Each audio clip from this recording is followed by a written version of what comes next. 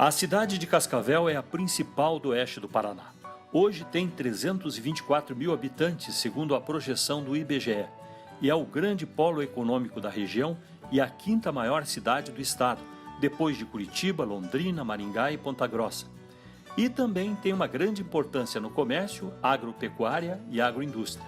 A vila surgiu em 1928, no cruzamento das trilhas abertas por tropeiros, ervateiros e militares. O ciclo da madeira estava começando em uma nova fase da economia paranaense. A principal atividade na região era o corte e a venda da madeira. E depois disso, com o fim das matas, veio a agricultura e a criação de gado. A vila foi oficializada em 1936 com o nome de Cascavel e em 1952 foi emancipada como cidade. A terra de qualidade e o movimento do comércio ajudaram no rápido crescimento. E no final dos anos 1970, quando já chegava ao total de 163 mil habitantes, começou também a industrialização. A entrada de gaúchos e catarinenses na região foi principalmente nas décadas de 1960 e 1970.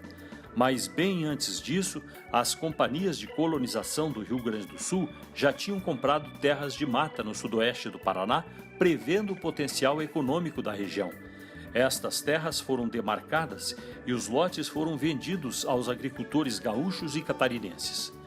No Rio Grande do Sul e no oeste de Santa Catarina, já não havia mais novas áreas para a agricultura e as famílias que cresciam precisavam migrar para outras regiões. Elas foram atraídas pelas promessas de colonização do governo federal e pela propaganda das companhias, e também pela terra de grande produtividade. Mas o início foi muito difícil. No Paraná chegou a acontecer o chamado Levante dos Colonos, em 1957. A situação do campo se agravou porque uma mesma terra era vendida a 2 ou até mais compradores diferentes, e isso levou a muitos confrontos entre os colonos e as companhias de terra. Estas empresas contratavam jagunços para defender os seus interesses, e os poceiros se rebelaram contra a violência dos jagunços, que eram criminosos comuns, trazidos pelas companhias de terra.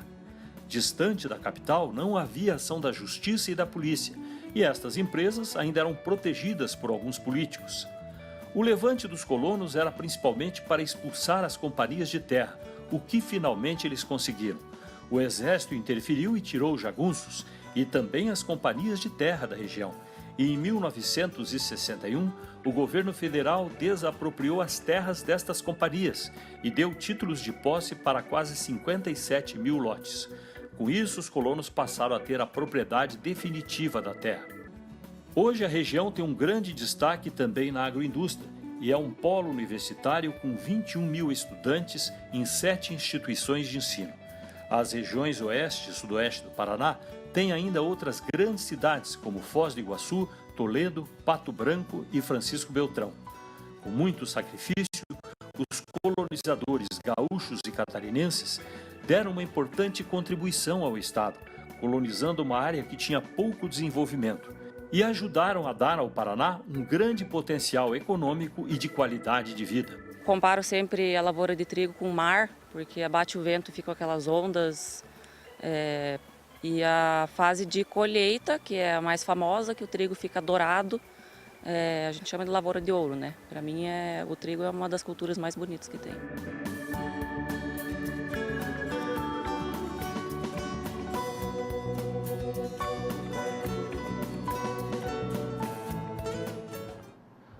Hoje, o Paraná é um estado de grande produtividade. Quando você viaja pelo interior, você vê claramente por isso, plantação por todo lado, uma produção realmente incrível, um estado pequeno e que tem a quinta economia do Brasil, que é um milagre pelo tamanho do Paraná, e tudo isso é feito por estes povos que vieram para cá. Lembrando que o Paraná tem 3 grupos diferentes. O primeiro é o Paraná tradicional, que é a região de Curitiba, cidades próximas, foram os primeiros, os portugueses, depois os imigrantes europeus que chegaram por aqui.